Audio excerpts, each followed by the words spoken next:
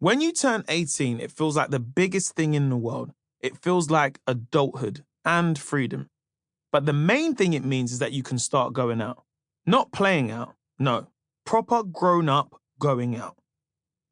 When I was a kid, there was a symbolism to turning 18 and being able to wave your ID at the barman and club bouncers. It meant that they couldn't refuse to serve you or turn you away, even if you still looked too young. Well, that was what it was supposed to mean anyway. Before I turned 18, the biggest challenge was getting into the club to start with. I never went to the clubs before I was old enough, but I know some people used to borrow older friends or siblings' ID. The connections card was particularly useful because it was free and the doorman accepted it as proof you were old enough to buy drinks, even though it didn't actually include your date of birth. Connections was originally a career service for young people, but it also offered help on things like housing, education, drugs, finance, everyday life stuff. The card basically let you get discount in certain places and it became an unofficial ID for people that didn't have provisional licenses or passports. Having a connections card was a big deal because it also meant you could go to the corner shop and buy a lottery ticket or a miniature bottle of rum, even if you were pulling out a Velcro strap wallet, because you were still only 16 years old. The early raving days when I started going out felt special. It was before the days of camera phones and people would take digital cameras out with them. And after the rave, you'd see people handing out promo CDs because Spotify didn't exist then either. Because my friend Rashid was a year older than me, he'd already been going out for a while, and sometimes I would go out with him and his mates. Before we went out, we would always do pre-drinks and listen to some music at his house. Someone would always bring Lambrini.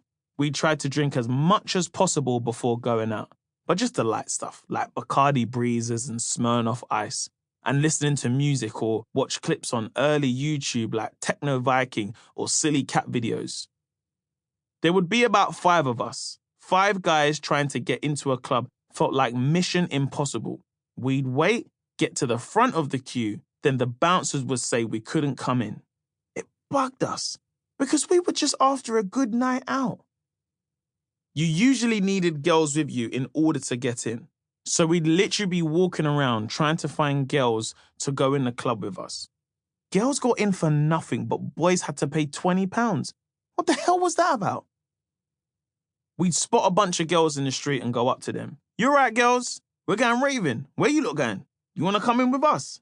No, we're fine, thanks, they'd say, shaking their heads. We're all right. We're not trying to move to you, I swear down, I'd promise them. We just want to get in the club and we need your help. There would usually be one girl that showed a bit of compassion and thought about helping us. Yeah, maybe we should, she'd say. And straight away, all of her friends would be like, Becky, no. Now and then, though, you'd come across some good sisters who would say, yeah, cool, man, no worries, we'll help you. Big up those girls, man. Back then, for some reason, I always wanted to get to the club for as soon as it had opened. God knows why. Everyone knows that prime time is from 11 o'clock till 1 o'clock in the morning. Probably, I just wanted to be getting my money's worth. I didn't even have the money to be buying drinks all those hours. But at 18, I just wanted to get in the club and do the Soulja Boy Superman dance. Crazy.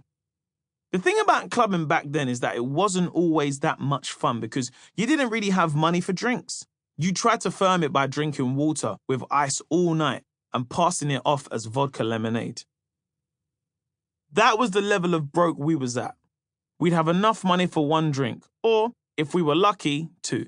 Sometimes we got so bored of tap water that we asked for sparkling water and lime, just to spice it up a little bit and not look so boring. Not quite. I remember going to one club just off of Oxford Street with 2 friends, Mark and Louis. They clearly saw us coming a mile off.